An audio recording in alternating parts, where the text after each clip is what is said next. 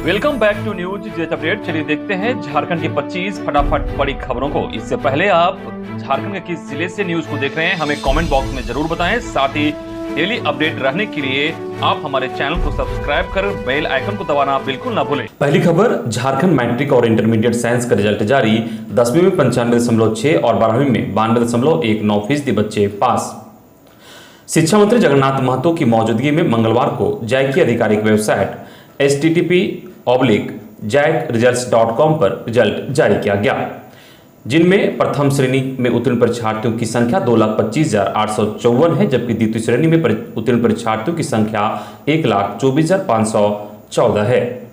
इधर Jharkhand academic council के द्वारा विज्ञान संकाय 2022 का भी परीक्षाफल प्रकाशित किया गया है। इस परीक्षा में कुल 64,976 परीक्षार्थी शामिल हुए थे, जिनमें प्रथम श्रेणी से 54,769 परीक्षार्थी सफल हुए हैं, वहीं द्वितीय श्रेणी से 5,117 परीक्षार्थी सफल हुए हैं।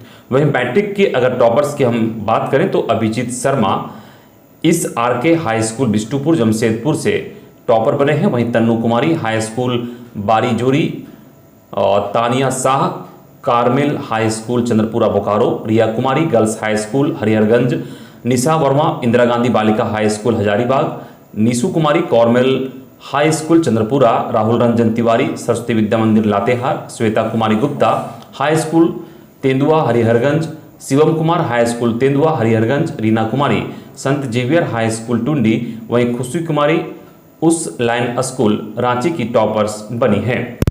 वहीं हजारीबाग की प्रिया इंटर साइंस में स्टेट टॉपर। झारखंड के हजारीबाग जिले की बेटी प्रिया कुमारी इंटर साइंस की परीक्षा में पूरे राज्य में अव्वल रही है। आनंदपुरी निवासी state topper Priya Kumari inter science college की छात्रा हैं। उन्होंने 500 में 489 अंक हासिल किया है। जानकारी के मुताबिक इनके पिता भुवनेश्वर नारायण के शब्दों ने उसे टॉपर बना दिया है। पिताजी पढ़ाई करने के लिए हमेशा प्रेरित करते रहे। पिता कहते थे कि अभी जितना संघर्ष करेगी आगे जीवन की राह उतनी ही आसान होगी।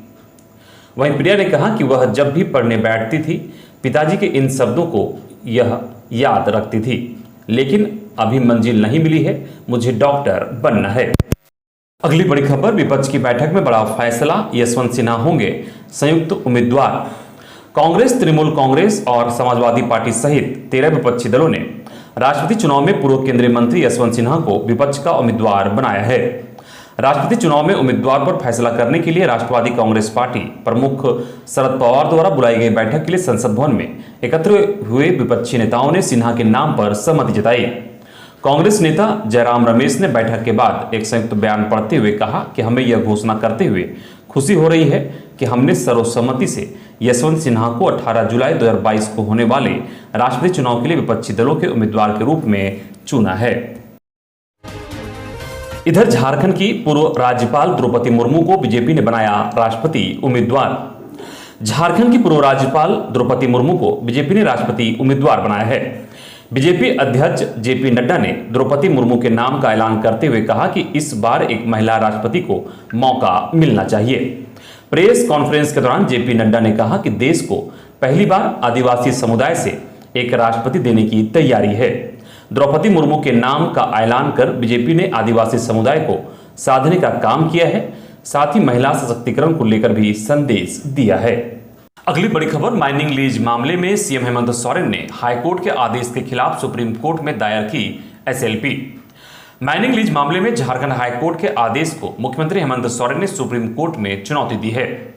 हाईकोर्ट द्वारा मेंटेनेबिलिटी की बिंदु पर आदेश दिए जाने के बाद से ही यह कयास लगाए जा रहे थे कि हेमंत हाईकोर्ट के आदेश के खिलाफ सुप्रीम कोर्ट का दरवाजा खटखटा सकते हैं। इस बीच सीएम हेमंत सोरेन ने सुप्रीम कोर्ट में एसएलपी दायर कर हाईकोर्ट के आदेश को चुनौती दी है। अब सुप्रीम कोर्ट में इस मामले की सुनवाई कब होगी और शीर्ष अदालत क्या आदेश सुनाता है, इस पर सबकी निगाहें टिकी हुई हैं। अगली बड़ी खबर, झारखंड कैबिनेट की बैठक में कुल 43 प्रस्तावों को मिली मंजूरी, आचार संहिता के कारण ब्रीफिंग नहीं। मुख्यमंत्री हेमंत सोरेन की अध्यक्षता में मंगलवार को कैबिनेट की बैठक हुई, जिसमें कुल 43 प्रस्तावों की मंजूरी प्रदान की गई, जिसमें पुलिस नियुक्ति नियमावली में संशोधन, नगर निकाय चुनाव नियमावली की मंजूरी संहिता सहित कई महत्वपूर्ण प्रस्ताव को मंजूरी प्रदान की गई है। मांडर उपचुनाव और लगे आचार संहिता के कारण कैबिनेट बैठक की ब्रीफिंग नहीं हुई। कैबिनेट की बैठक में लिए गए निर्णय को चुनाव आयोग को भेजा गया है। उसके बाद डिटेल जानकारी दी जाएगी। इसके अलावा सूत्रों से मिल रही जानकारी के अनुसार अब मेयर का चुनाव दलगत आधार पर नहीं होगा बल्कि गैर दलीय आधार पर होगा। वहीं डिप्टी मेयर का भी चुनाव अब नहीं होगा बल्कि नगर निगम और निकायों के पार्षद मिलकर डिप्टी मेयर का चुनाव करेंगे। इसके अलावा पुलिस नियुक्ति नियमावली में संशोधन किया गया है। अब पहले अभ्यर्थियों को दौड़ लगानी होगी, उसके बाद ही उसमें पास किए हुए बच्चों की लिखित परीक्षा आयोजित की जाएगी। साथ ही कचहरी चौक से काटाटोली वाया सर्कुलर रोड का चौड़ीकरण होगा। नगर एवं आवास विभाग ने राजधानी की इस महत्वपूर्ण सड़क को 4 लेन बनाने के लिए प्रस्ताव को भी कैबिनेट ने अपनी सहमति दे दी है। साथ ही उच्च एवं तकनीकी शिक्षा विभाग के एक प्रस्ताव के तहत हजारीबाग स्थित विनोबा भावे विश्वविद्यालय के अंतर्गत 19 स्नातकोत्तर विभागों में शिक्षकों की कुल 70 पदों, 40 सहायक प्राध्यापक, 20 सह प्राध्यापक एवं 10 प्राध्यापक पर नियुक्ति की स्वीकृति मिली है। साथ ही राज्य में अब चिकित्सकों की नियुक्ति जल्द शुरू होगी। इसके लिए झारखंड राज्य गैर शैक्षणिक विशेषज्ञ चिकित्सक नियमावली 2021 गठन प्रस्ताव पर स्वीकृति मिली है। इसके अलावा गोस्वामी जाति अब झारखंड राज्य के पिछड़ों वर्गों की सूची अनुसूचित 2 में दर्ज होगी। गृह सन्यासी के साथ शामिल करने से संबंधित प्रस्ताव पर भी स्वीकृति मिली है। इसके अलावा कृषि पशुपालन एवं सहकारिता विभाग में कृषि इंजीनियरिंग, कृषि रसायन, पौधा संरक्षण, उद्यान सांख्यिकी संवर्ग के पदों को चिन्हित करने की स्वीकृति भी दी गई है। यह पद कोटिवार चिन्हित की गई है। अगली खबर, सहायक अध्यापकों के लिए प्रथम चरण का आकलन परीक्षा 17 जुलाई को। जिसके सिलेबस की अगर बात करें तो पाठ्यक्रम से 70%, शिक्षण कौशल से 20% व बौद्धिक एवं तार्किक क्षमता से 10% प्रश्न पूछे जाएंगे। परीक्षा का प्रारूप OMR सीट आधारित होगा। कुल समय उन्हें 90 मिनट मिलेगा और कुल पूर्णांक 100 अंकों का एग्जाम होगा। सभी प्रश्न मल्टीपल टैब के होंगे। प्रत्येक सही उत्तर के लिए 1 नंबर दिया जाएगा। पाठ्यक्रम की बात करें तो गणित, पर्यावरण, सामाजिक अध्ययन, सामाजिक विज्ञान, हिंदी, अंग्रेजी, झारखंड सामान्य ज्ञान और टेक्स्ट बुक से 70% प्रश्न पूछे जाएंगे। वहीं बाल विकास एवं शिक्षण कौशल शिक्षकों द्वारा बच्चों को पढ़ाने का तरीका से 20% प्रश्न पूछे जाएंगे। इसके अलावे जो 10% प्रश्न होंगे वे बौद्धिक एवं तार्किक क्षमता से होंगे, जिसमें मैथमेटिकल रीजनिंग, कोडिंग, डिकोडिंग, बेमेल, असंगत विजातीय, संख्या श्रृंखला, रक्त संबंधी, समय, दिन, घड़ी, दिशा परीक्षण, counting finger, ranking, non verbal के प्रश्न पूछे जाएंगे। अगली बड़ी खबर, पाकिस्तान जिंदाबाद के नारे लगाने के मामले में FIR दर्ज। रांची एयरपोर्ट पर हुई थी नारेबाजी। रांची एयरपोर्ट पर ओवैसी के आगमन के दौरान लगे पाकिस्तान जिंदाबाद के नारे के मामले में पुलिस ने FIR दर्ज कर लिया है। हेहल CO के आवेदन पर एयरपोर्ट थाने में FIR दर्ज करवाई गई है। मामले को लेकर रांची उपायुक्त के निर्देश पर रांची SDO ने मामले की जांच को लेकर 2 सदस्य की टीम बनाई थी, जिसके बाद पुलिस की टीम के द्वारा एयरपोर्ट पर लगे CCTV फुटेज को खंगाला गया ताकि पाकिस्तान जिंदाबाद नारा लगाने वाले लोगों की पहचान की जा सके।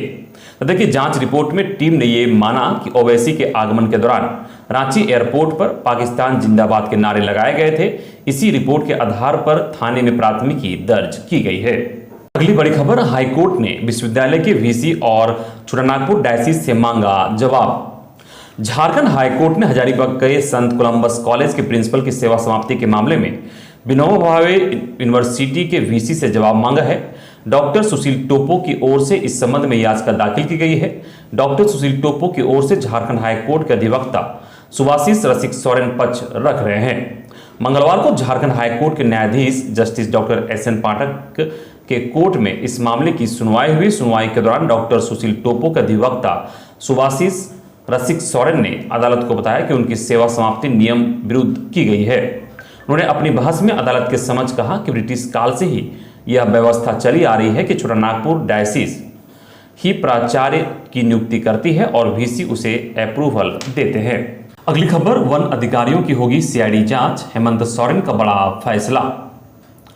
पलामू के पांकी थाने में इसी वर्ष गत 20 जनवरी को वन अधिकारियों पर दर्ज प्राथमिकी का अनुसंधान अब अपराध अनुसंधान विभाग CID करेगी। CID जांच कराने संबंधित प्रस्ताव पर मंगलवार को मुख्यमंत्री हेमंत सोरेन ने स्वीकृति दे दी है। पूरा मामला वन विभाग के अधिकारियों की मिलीभगत से लकड़ी तस्करी व जंगल में अवैध रूप से वन की कटाई से संबंधित है। इस मामले में पांकी थाने में 20 जनवरी को मेदिनीनगर पलामू के सहायक वन संरक्षक राम सूरत प्रसाद ने प्राथमिकी दर्ज कराई थी। अगली बड़ी खबर, राज्य भर में मुखिया के 10 पद खाली रह गए। झारखंड में त्रिस्तरीय पंचायत चुनाव की प्रक्रिया पूरी हो चुकी है। राज्य बनने के बाद यह तीसरा पंचायत चुनाव है। जिला परिषद, पंचायत समिति और ग्राम पंचायत स्तर पर उप मुखिया के चुनाव भी लगभग पूरे हो चुके हैं। कुछ जिलों में यह प्रक्रिया 30 जून तक पूरी हो जाएगी।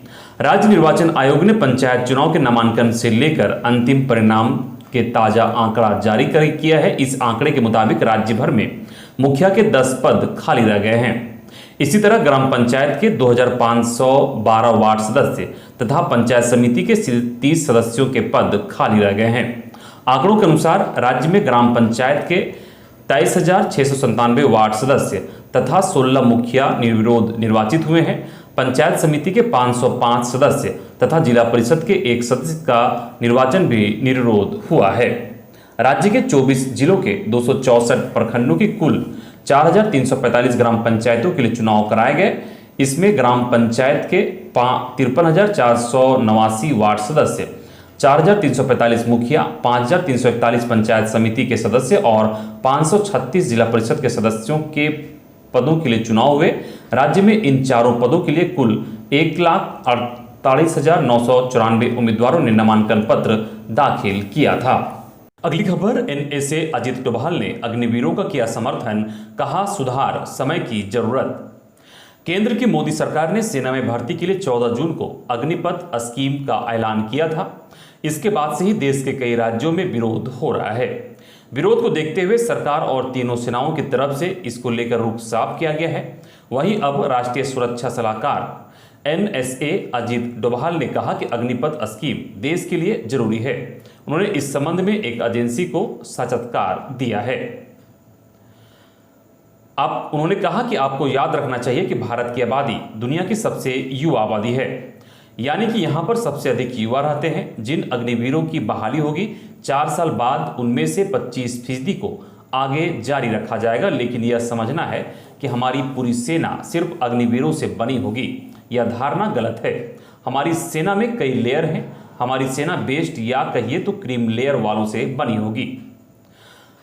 4 साल बाद यानी 23 साल का नौजवान जिसने 4 बहुमूल्य साल सेना में गुजारे हों, उनकी योग्यता और वे जिन्होंने सेना में नौकरी नहीं की है, दोनों की तुलना कीजिए।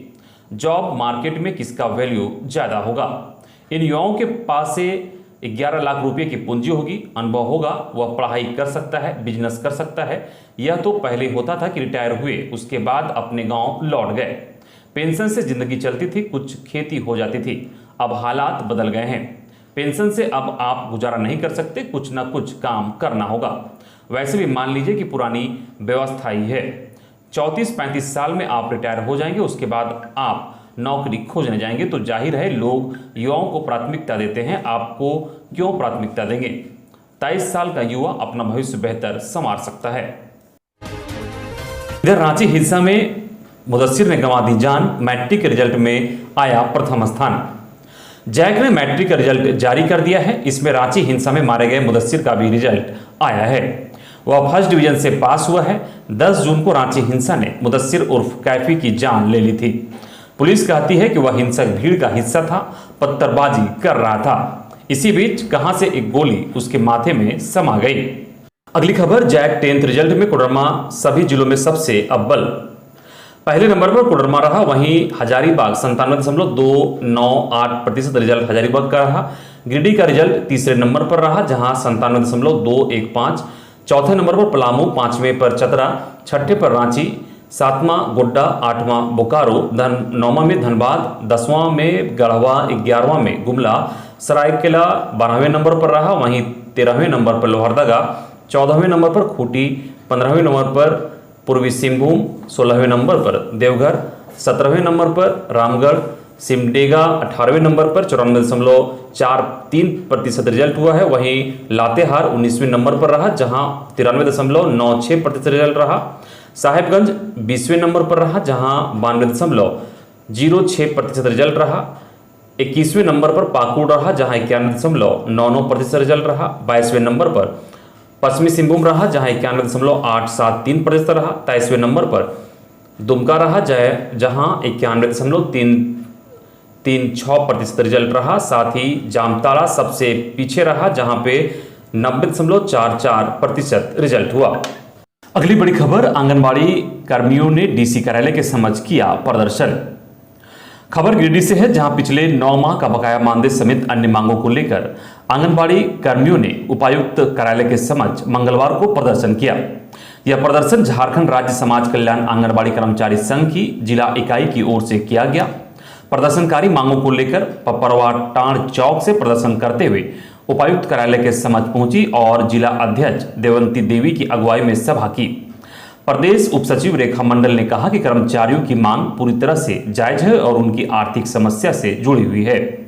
ऐसे में सेविका व सहायिका की मांगों पर विचार करते हुए उसे शीघ्र ही पूरा किया जाए। लंबे समय से मानदेय का भुगतान नहीं होने से अल्प मानदेय में काम करने वाली सेविका व सहायिका को काफी परेशानियों का सामना करना पड़ रहा है।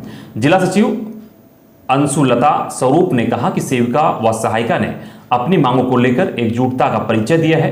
प्रदर्शन व सभा में अशोक कुमार सिंह नयन, प्रेमलता कुमारी समेत अन्य शामिल थी। उनकी मांगे 9 मांगों में मुख्य रूप से 9 माह का बकाया मानदेय भुगतान करने, पोषाहार की बकाया राशि भुगतान करने, पोषण ट्रैकर ऐप में काम करने के लिए स्मार्टफोन उपलब्ध कराने, भवन के अभाव में किराए के मकान में चल रहे सेंटरों का मकान किराया उपलब्ध कराने, गैस सिलेंडर उपलब्ध कराने, गोद भराई व मुंह जुट्ठी का बकाया प्रोत्साहन राशि का भुगतान करने, गांव समेत अन्य सेंटरों पर पेयजल की सुविधा सुनिश्चित कराने समेत अन्य मांग शामिल हैं। अगली बड़ी खबर, कोरोना गाइडलाइन के तहत कार्यालय व पब्लिक वाहनों में मास्क पहनना जरूरी, डीसी। कोरोना संक्रमण की बढ़ती रफ्तार ने एक बार फिर जिला प्रशासन की चिंता बढ़ा दी है। देवघर डीसी मंजुनाथ महंत्री ने आपदा प्रबंधन प्राधिकार के साथ 21 जून को बैठक की। बैठक में डीसी ने कहा कि पिछले 1 सप्ताह के दौरान कोरोना संक्रमण के नए मामले सामने आते देख राज्य सरकार ने नई गाइडलाइन जारी की है। गाइडलाइन के तहत कार्यालय और वाहनों में सफर करते वक्त मास्क जरूरी है। डीसी ने कहा कि कोरोना संक्रमण के मामले सामने आने पर उस क्षेत्र में जांच और टीकाकरण में तेजी लाई जाएगी। डीसी ने आगामी जुलाई माह में श्रावणी मेले को देखते हुए कोरोना संक्रमण की रोकथाम एवं बचाव का निर्देश संबंधित विभाग के अधिकारियों को दिया है। अगली बड़ी खबर देवघर से आ रही है जहां उपायुक्त सह जिला दंडाधिकारी मंजुनाथ महंत्री के निर्देश के आलोक में 12 वर्षीय बच्ची के बाल विवाह की मिली गुप्त सूचना के आधार पर अधिकारियों द्वारा ग्राम मोदी दीह प्रखंड सुनारी ठाणी पहुंचकर 22 जून को ही हो रही शादी को रोका गया। इस दौरान उपायुक्त मंजुनाथ महंत्री के निर्देशानुसार अनुमंडल पदाधिकारी मधुपुर संबंधित प्रखंड विकास पदाधिकारी द्वारा त्वरित कार्रवाई करते हुए बच्ची के परिजनों को उचित तौर पर समझाया गया। साथ ही उन्हें बाल विवाह कानून अपराध बताते हुए इससे जुड़े प्रावधानों के संबंध में जानकारी दी गई। आगे ग्रामीणों से बातचीत करने के अलावा बच्ची के परिजनों ने बच्ची की शादी 18 वर्ष होने के बाद करने का बॉन्ड लिखकर सहमति जताई गई। इधर चतरा पुलिस की बड़ी कार्रवाई, पुलिस अधीक्षक महोदय चतरा के गुप्त सूचना प्राप्त होने के बाद कोलेसरी जाने वाली रास्ते के सलेहुआ टांड चट्टान के समीप ग्राम चंदरगंजू उम्र 20 वर्ष अशोक गंजू और लुट्टा थाना हंटरगंज जिला के 3 लोगों को अफीम पट्टा को फाड़ के पाउडर बनाकर सुखाने में गिरफ्तार किया है। उनके पास से एक ब्लू रंग का प्लास्टिक थैला में अफीम का फाड़ा हुआ पाउडर रखा हुआ, जिसका प्लास्टिक थैला सहित कुल वजन 240 ग्राम के साथ गिरफ्तार किया है।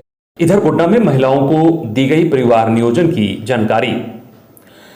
गोड्डा के शहरी स्वास्थ्य मिशन गोड्डा के बैनर तले मंगलवार को परिवार कल्याण दिवस का आयोजन श्रीपुर मोहल्ला स्थित मध्य विद्यालय प्रांगण में किया गया। कार्यक्रम शहरी स्वास्थ्य प्रबंधक जयशंकर कुमार की देखरेख में हुआ और उपस्थित महिलाओं को बताया गया कि परिवार कल्याण कार्यक्रम भारत सरकार के एक महत्वाकांक्षी एवं कल्याणकारी योजना है, जिसका लक्ष्य समाज में योग्य दंपति के समूह परिवार कल्याण के प्रति जागरूक करने व लाभान्वित करने की है। कार्यक्रम का उद्देश्य परिवार नियोजन के साथ साथ नवजात बच्चों की मृत्यु दर में भी कमी लाना है। जयशंकर ने बताया कि प्रत्येक माह 21 तारीख को परिवार कल्याण दिवस के रूप में मनाया जाना है। इस दिवस का मुख्य उद्देश्य छोटा परिवार सुखी परिवार का संदेश देना है। एएनएम आराधना कुमारी ने परिवार नियोजन के अस्थायी एवं अस्थायी विधि के बारे में चर्चा की। जिसमें पुरुषों में किसी भी प्रकार का टाका नहीं लगाया जाता है। पुरुष पहले की तरह ही सभी काम कर सकते हैं। वहीं नसबंदी कराने वाले पुरुष को सरकार की तरफ से 3000 रुपये तक की प्रोत्साहन राशि भी दी जाती है। शहरी स्वास्थ्य प्रबंधक जयशंकर ने प्रसव पूर्व रजिस्ट्रेशन एवं सदर अस्पताल में प्रसव कराने पर लाभार्थी को दी जाने वाली प्रोत्साहन राशि पर भी चर्चा की। बीटीटी बीबी कुमारी ने महिला समूह को बाल विवाह से बचने एवं 18 वर्ष की उम्र होने के बाद ही लड़की की शादी करवाने का आग्रह किया। अगली खबर, रांची के इन पदों पर निकली vacancy. Jharkhand rural health mission society के तहत कम्युनिटी हेल्थ ऑफिसर के पद पर बहाली के लिए वैकेंसी निकली है, जिसमें योग्यता की मांग बीएससी नर्सिंग की गई है। कुल 400 पदों पर बहाली होगी। नौकरी का स्थान रांची है। वहीं आवेदन करने की अंतिम तिथि 10 जुलाई 2022 है। आवेदन के लिए आप वेबसाइट लिंक www.jrhms.jharkhand.gov.in पर जाकर ऑनलाइन आवेदन भर सकते हैं। साथ ही अपनी योग्यता के अनुसार आवेदन को फुलफिल करें। अगली बड़ी खबर, लोहरदगा सदर थानेदार सहित जिले के सभी थाना प्रभारियों का हुआ तबादला। लोहरदगा एसपी आर रामकुमार ने जिले के सभी थाना प्रभारियों का तबादला कर दिया है। पुलिस उप महानिरीक्षक से प्राप्त अनुमति के बाद जिले के विभिन्न अंचलों में पदस्थापित पुलिस निरीक्षक, थानेदार एवं पुलिस अवर निरीक्षक को एक स्थान से दूसरे स्थान पर स्थानांतरित किया है।